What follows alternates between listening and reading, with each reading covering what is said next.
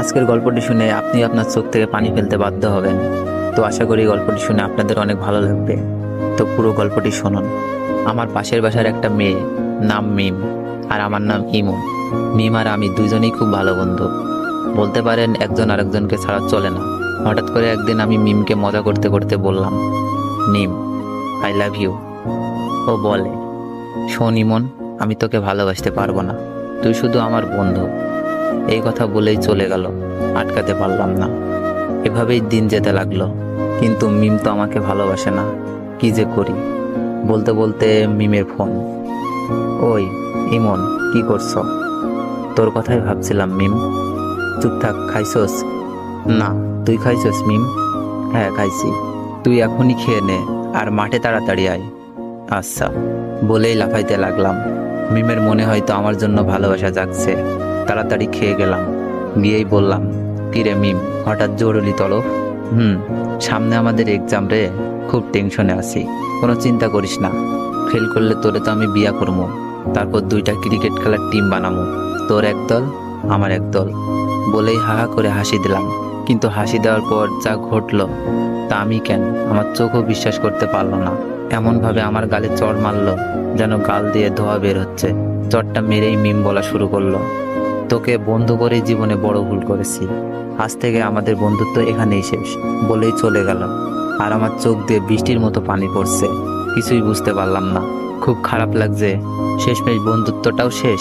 কেমন জানি স্বপ্ন স্বপ্ন লাগছে, তাও কিছুই করার নেই।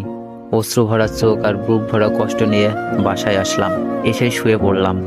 বালিশটাও ভিজে গেছে। পুরনো স্মৃতিগুলো মনে পড়ছে। প্রতিদিন ওকে ফোন দিয়ে ঘুম পাড়ানো, ঘুম থেকে জাগাতাম। দিনে কমপক্ষে 100 বার ফোন আর মেসেজ তো আছেই। সব স্মৃতিগুলো মনে পড়ছে। আমাদের বন্ধুত্ব শেষ হলেও আমি ঠিক আগের মতোই ফোন দিতাম, মেসেজ দিতাম। মিম খুব বিরক্ত ফিল করত, তারপরও কথা বলতে চাইতাম।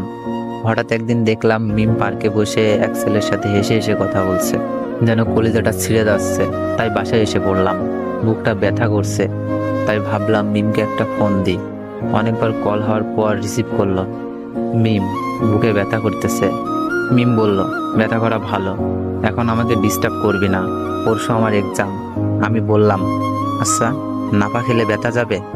হ্যাঁ যাবে, এখন আর ফোন দিস না প্লিজ, কিছুই পড়া হয়নি। আমি বললাম, কয়টা খাবো? তোর যতটা খেতে মন চাই খা, প্লিজ ইমন, আর না। আমি এবার বললাম, লাস্ট একবার, ভালোবাসিস? মিম এবার বলল, ইমন, এইসব কথার কোনো মানেই হয় না, আমরা জাস্ট ফ্রেন্ড। তোর অনুরোধে কিন্তু দ্বিতীয়বার ফ্রেন্ড হয়েছি, তাই যা বলোস ভালো করে বুঝে বলিস। থ্যাঙ্কস মিম, রাখি। ওকে রাখ, আর ভবিষ্যতে এ যেন এমন কথা আর শুনি না। ওকে। ফোনটা কেটে দিলাম। একসময় মিম মেয়েটা সারাক্ষণ আমার খবর নিত, এখন আর নেয় না। আর জিজ্ঞেস করে না কাউকে পছন্দ করিস কিনা, আর আগের মতো কি করতে হবে বলে না। হঠাৎ বুকের ভেতরে আবার চিপ দিয়ে উঠলো। বুকটা চেপে ধরে একটু বিছানায় শুয়ে পড়লাম। খুব কষ্ট হচ্ছে। আবার বিছানা থেকে উঠে আমাকে নাবা খেতে হবে। কয়টা খাবো?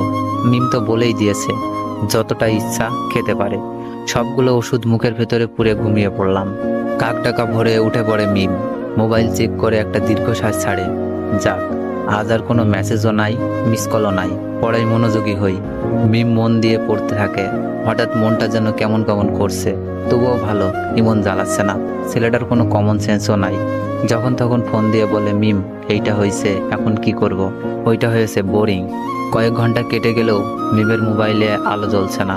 হঠাৎ মোবাইলে মেসেজ টোন বেজে উঠল। মিমের কাছে বোরিং হ্যাপি দুইটাই লাগলো। মেসেজ অন করেই হতাশ হয়। রবি সিম কোম্পানির SMS। রবি সিমকে কয়েকশো গালি দেয় সে। ঘড়ির ঘন্টার কাঁটা ক্রমশই বেড়ে চলেছে, কিন্তু একটি বারের জন্য ইমনের মোবাইল থেকে কল আসে না। হঠাৎ মিমের স্মরণ হয় কতদিনের কথা। ইমন বলেছিল, মিম, বুকে ব্যথা।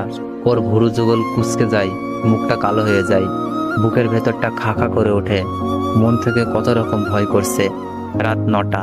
মিম একদম পড়তে পারছে না। বারবার ইমনের কথা মনে পড়ছে। ইমনের মেসেজ তো তার বোরিং লাগতো, কিন্তু সে কেন এখন ইমনের মেসেজ খুঁজতেছে? কিছুই না ভেবে ইমনের নাম্বারে ফোন দেয়। তো গল্পটির সেকেন্ড পার্ট চাইলে বেশি বেশি কমেন্ট করুন। আর